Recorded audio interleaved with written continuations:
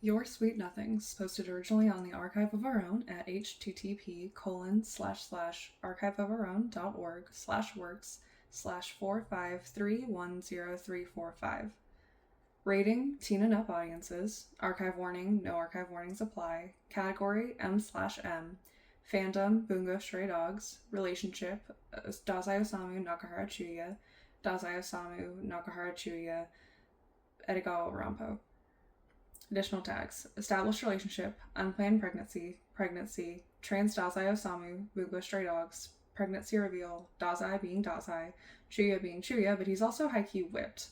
Rampo is there very minimally, sorry. Can be read as a standalone, pregnant Dazai Osamu, Bungo Stray Dogs, translated in Russian. Language, English, series, part 2 of Our Cinderella. Stats, published 2023, February 25th. Words, 2,123. Chapters 1 of 1. Your Sweet Nothings by Yellow Symphony. Summary. I wouldn't just lie about something like this. Oh, you absolutely fucking would. You have before. Okay, fair enough. There was this one time when they were on a job years before, while Dazai had still been in the Port Mafia. Needing to get out of an x-ray, which some doctor was insisting he needed, he had maybe 3 seconds to think before blurting out, "Oh, but I don't think that's wise. See, my boyfriend and I are having a baby and I don't want to risk any radiation exposure." Notes. Translated in Russian. See the end of the work for more notes. If they were anybody else, this whole thing would have likely gone a bit differently. But then again, Dazai and Chuya have never been very typical in any sense of the word. Generally, Dazai really likes to create puzzles. He likes making up word games to kill time in the office, he likes when they stumble across a serious case and he's tasked with strategizing, and he likes causing confusion just as much as solving it. There's no better pastime than planting tiny seeds that'll later on sprout into the most intricate plans, all orchestrated by his own mind. He adores the thrill of the anticipation that goes through him every time he's watching his own schemes unfold. Briefly, he does entertain that idea right now, giving Chuya little pieces of a puzzle to watch how fast his partner would be able to unravel the answer. It would be entertaining, for sure. Depending on how much thought he put into it, Dazai can make it last for days. It is, unfortunately, entirely impractical given the circumstances, so he goes for the simplest tactic of just being straightforward. How boring. Chuya comes home on the day Dazai first breaks the news to Rampo. While everything is calculated to some degree, it's nice to have emotional backup, especially given that he's discovered his body sometimes decides it's okay to just spontaneously burst into tears because of the most nonsensical reasons.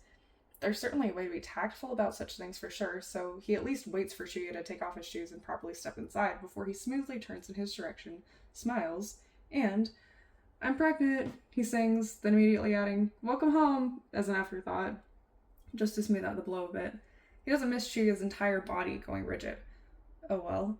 This is likely the least heavy part of the whole ordeal, but it's not like Chuya had any idea, so there's still work to be done before they can even start thinking of the actual problems. And boy, oh boy, are there many. Huh? Is Chuya's oh so clever reply.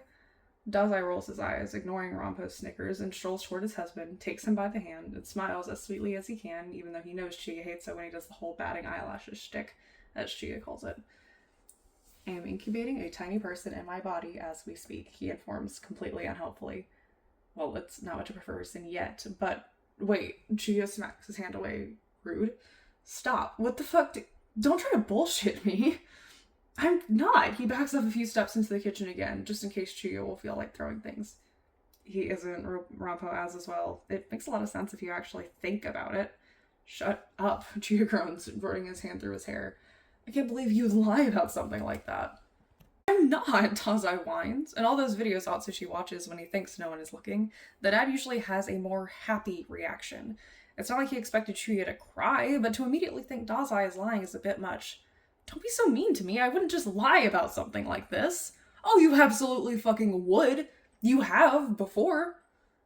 Okay, fair enough. There was this one time when they were on a job years before, while Dazai had still been in the Port Mafia. Needing to get out of an x-ray, which some doctor was insisting he needed, they had maybe 3 seconds to think before blurting out, "Oh, but I don't think that's wise. See, my boyfriend and I are having a baby, and I don't want to risk any radiation exposure." To this day, he's not sure how he got away with that, but it did work, and the expression on Chia's face was absolutely worth it. "That was different, and I was lying to someone else, not you." "What is this really about?" Gia looks at him. Now, maybe not so irritated, but oddly enough, Daozai can see something close to concern on his face. You don't have to lie to me about whatever's been wrong. I wouldn't even be mad if you did it to yourself, I swear. Daozai groans, rolling his eyes. He didn't think he'd have to rely on his plan B, but Chuya just loves to be difficult. Honestly, if he were to poison himself, he would have done a lot better job. Probably pouting a little bit too much, he stomps toward the bathroom, trying not to wince at the smell of bleach emanating from the toilet bowl. At least to get rid of the smell of vomit that's been permeating the room for the past days. Muttering to himself, he digs through his bathroom cabinet. He doesn't have nearly as many self-care products as Chuya does, so it's not like he saw a point for the entire cabinet for his things at first, but it did prove useful. Even if all he stores there is tampons and bandages, at least there's the one place he knows Chuya never touches, unless he's doing his bi-monthly sweep for razor blades. He takes the 2 little plastic sticks he shoved under a bunch of bandage rolls and strolls back into the main room. Rampo is still sitting on the kitchen counter, content as ever, now munching on a bunch of biscuits. Daozai isn't even sure where these came from. He doesn't recall them having any in the pantry. Chuya is where he was, but at least he hung his jacket. He doesn't look very pleased when he glances at Daozai, but oh well. Here, Daozai stands in front of him, thrusting the sticks at Chuya. He grabs them with a frown, watching as Daozai goes to sit next to Rampo and steal one of the biscuits. He's almost sure they won't make him throw up, and although it's kind of sad how low his standards fell, that's good enough for him by this point. What is this? Chuya asks dumbly, not even looking at what's in his hands. Honestly, Daozai loves him, but he can be such an idiot. Sticks you pee on to see if you have a little hat rock parasite in your uterus, Daozai grumbles, chewing on his biscuit with a pout. If that's not enough to convince you, then I don't know what you want. As he watches, Chuya inspects the tests in his hand, turning them around to see the small digital screens, with pregnant written on each of them as clear as day. He blames the turning of his stomach at the morning sickness that's been plaguing him for the past weeks. Not anxiety, nuh-uh. If Chuya reacts badly, worse than not believing him, that is, he'll deal with it. Somehow, he will. It's not like he needs approval, or encouragement, or support. He's been the only one supporting himself all his life, always safely distancing his weaknesses from others. However this whole situation ends up, Daozai will come out of it just fine, thank you very much. The trembling of his hands is just because he's had so little to eat lately. Nothing more. He's dehydrated. He feels Rampo nudge him with his leg, and when he glances at him, Rampo extends a biscuit towards him. Try as he might, he can do nothing as the corners of his mouth go up in a smile. He'd already cried in front of Rampo today, so he guesses there's no point in trying to appear cool and collected anymore. Daozai whips his head back to Chuya, who's now looking at him, gripping the plastic sticks in his hand. His expression an odd mix of what Daozai thinks is concern, anxiety, and hesitation, perhaps. It's not a good-looking expression, and it makes the churning in his stomach even worse, and for a fleeting moment he thinks that's it. 6 years going down the drain right in front of his very eyes. What do you want to do? Daozai blinks back the tears that absolutely have not started to cloud his eyes. He refuses to cry twice in one day. What he wants? He's keeping it. Rampo chooses to answer for him, probably seeing Daozai as having some sort of breakdown inside his own head. Rampo is, as always, stupidly perceptive, and Daozai both hates and loves him for it. Though then Rampo also kicks him in the shin for some damn reason. He's not going to divorce you. What do you even know? Divorce? In one breath say him and Chuya, respectively. Of course I'm not going to divorce you, you dumbass, Chuya hisses out, crossing the living area to stand in front of Daozai. He throws the tests onto the counter without looking and takes Daozai's hands in his own. I've somehow managed not to go insane for 6 damn years with you. By this point, you have to really try to actually make me leave. And having 2 of me isn't bad enough, Daozai asks jokingly, though no one is convinced, probably, seeing as how much his voice wobbles in the middle of the sentence.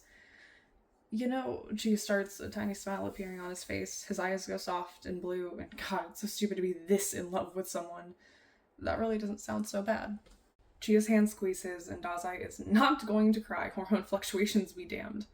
Wow, gross. Rampo saves him from that, at least. He then jumps from the counter, heading towards the front door. I'll leave you to your celebrations, or whatever. Nakahara, he turns to Chi with a sly smile. It's on you to drag him to Yosono, so good luck! And knowing he's caused chaos now solely for Daozai to deal with, he grabs his coat and leaves. The bastard.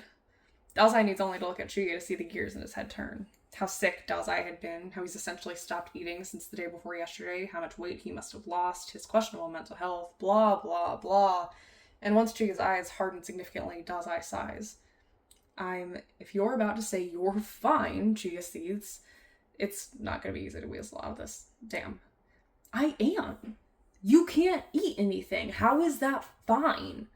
It'll stop, probably. And it's not like I eat a lot to begin with, so you don't have anything to worry your pretty little head about. When they say eating for two, they say that for a reason.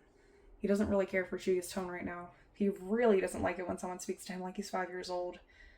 But I don't want to, Dazai whines. Perhaps he's being a bit melodramatic, but he's had a stressful day, and he's still not wholly sure how Chuya feels about all of this. Dramatics are, at this point, his defense mechanism, odd as it may be. You don't want to, but you gotta get used to the idea that your health isn't fully about you anymore, Osamu. Chuya pokes him in the cheek. Dazai pouts. Mean. Others are baby to think of. And wow, okay, Dazai has never been very family-oriented. He never thought he'd have a family, and, to be honest, he most probably wouldn't have chosen to have kids if it was a choice given to him. Too much emotional commitment, too many of his insecurities conglomerating into one terrifying area he'd rather not explore. Something in him feels so warm, though, hearing Chuya say this, and in a tone so scarily fond, too. There's 1,000 things that will surely go wrong. Plans they'll need to make. Topics they'll need to sit down and discuss, which has never been Dazai's strong suit, he can admit as much. People they'll need to involve, and secrets that'll have to be exposed. Dazai is fucking scared shitless when it comes to just about everything involved. But Chuya's got his back, as he always has. Will we get ice cream after we go to Yosono? Dazai asks, biting his cheek, which does nothing for the smile on his face. And Chuya rolls his eyes, as he usually does, but also, as usual, he runs his fingers through Dazai's hair and kisses him on the nose, then on the forehead. With Chuya, this whole baby thing might turn out to be not so terrifying. Only if you don't try to climb out the window the second our backs are turned. Damn. Endnotes. I originally hadn't planned for any continuation at all, but I love these two disasters, so here I am, writing more stuff. Please drop by the archive and comment to let the creator know if you enjoyed their work.